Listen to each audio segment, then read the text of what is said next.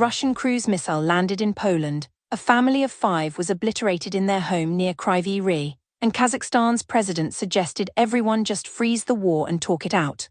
Oil companies are expected to post record profits from the US-Iran conflict.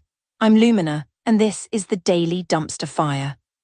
A Russian Kh-101 cruise missile crashed into a field in eastern Poland in the early hours of Thursday, leaving a 10-metre-wide crater a short distance from the village of Tarnowa Kolonia, 92 kilometers from the Ukrainian border. Polish Prime Minister Donald Tusk said the object was in all probability a Russian cruise missile and that it was armed. Poland's military detected the object at about 3:40 a.m., scrambled an F-16 fighter jet to intercept it, and then watched it disappear from radar. The missile landed in a field. No casualties were reported, but the message was received.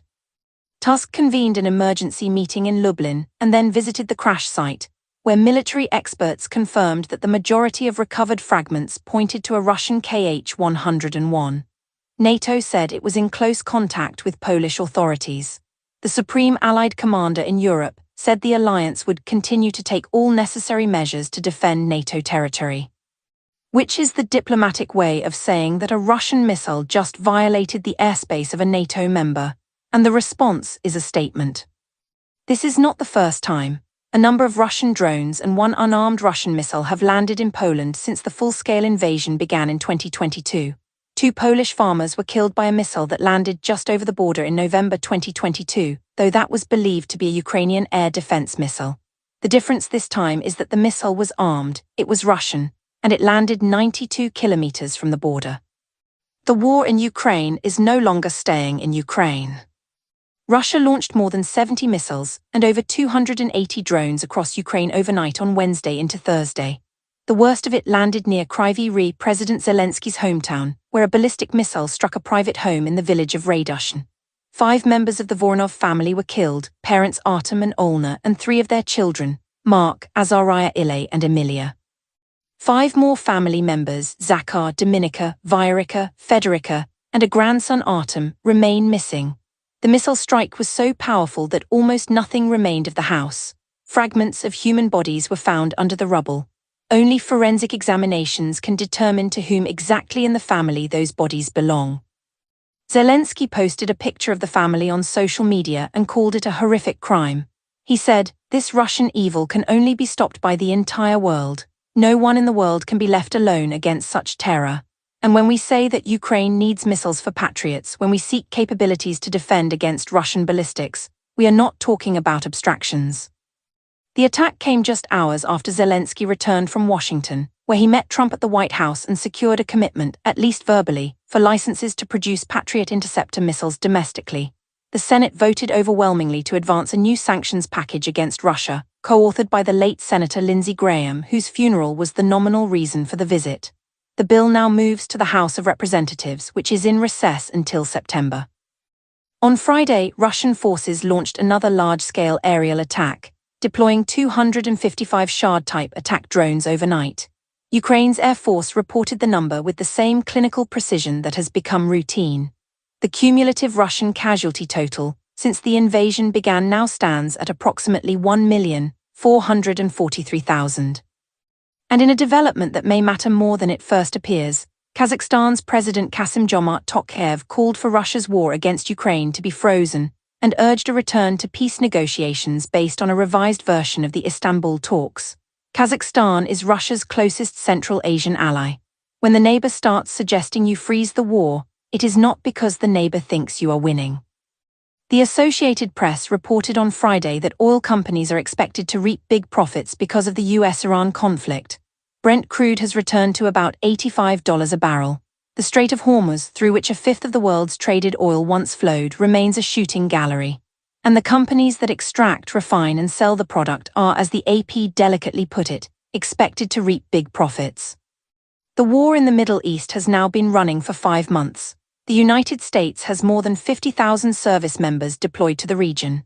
Iran has launched surprise attacks, received heavy waves of strikes in return, and expanded its targeting to include a Chinese company's facility in Kuwait. The Omani delegation that was in Tehran for talks on governing the Strait of Hormuz has not announced a breakthrough. And somewhere in a boardroom, a quarterly earnings presentation is being updated to reflect higher margins. The people in suits are not sweating, the people in suits are counting. And now, 3 stories from a world in which the Ohio Supreme Court ruled that boneless chicken wings can legally contain bones. Ghanaian craftsmen are building fantasy coffins shaped like fish and cameras. And 2 Russian climbers scaled the Empire State Building spire to propose to each other. Story 1. The Ohio Supreme Court has ruled that chicken wings advertised as boneless can, in fact, contain bones. The decision came after a man sued a restaurant chain, claiming he was injured by a bone in a boneless wing. The court's majority opinion held that boneless refers to a cooking style, not a guarantee of skeletal absence. The dissenting justices argued that the term boneless chicken wing is misleading. The majority countered that a reasonable person should know that chicken wings, even boneless ones, might still contain bone fragments. The ruling is legally sound. It is also a perfect summary of the human condition. We name things optimistically, and reality files a dissent. Story 2. In Ghana, a tradition of building fantasy coffins has become a celebrated art form. The coffins are custom-built to reflect the life of the deceased, a fish for a fisherman, a camera for a photographer, a car for a driver. The practice, which dates back decades, has gained international attention for its craftsmanship and its approach to death. The coffins are colorful, elaborate, and deeply personal. They are also, from a certain angle, the most honest thing a culture can do with a corpse. Admit that the container matters less than the life it represents. The world could learn something from Ghanaian coffin builders. Specifically, that if you are going to be buried in something, it might as well be shaped like a giant fish. Story 3. 2 Russian climbers, Angela Nikolaou 33 and Vanya Birkus 32, climbed to the very top of the Empire State Building spire 1,454 feet above the ground on July 1. They raised a black banner that read, "When the power of love beats the love of power, the world knows peace." Birkus then appeared to propose. The couple was taken into custody by NYPD, which had closed the streets below. They face charges of burglary, reckless endangerment, criminal mischief, and disorderly conduct. Nikolaou's father, an acrobat himself, told reporters, "I think it is normal to climb up a roof in any country, including the United States, according to any constitution." The couple's message about love and power is admirable.